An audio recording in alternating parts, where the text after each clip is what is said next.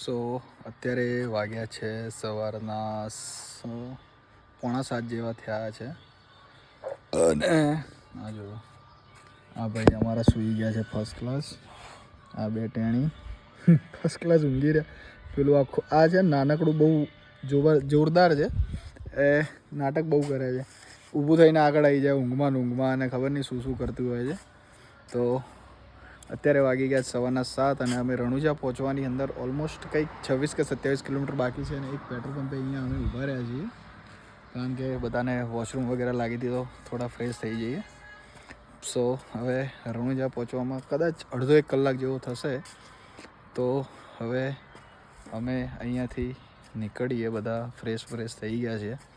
તો ત્યાં જઈને દર્શન કરીએ બાબરીના, કારણ કે ત્યાં જઈને હજી ફ્રેશ થઈશું, નાહીશું, ધોઈશું, કદાચ હોટલ વગેરે રાખીશું.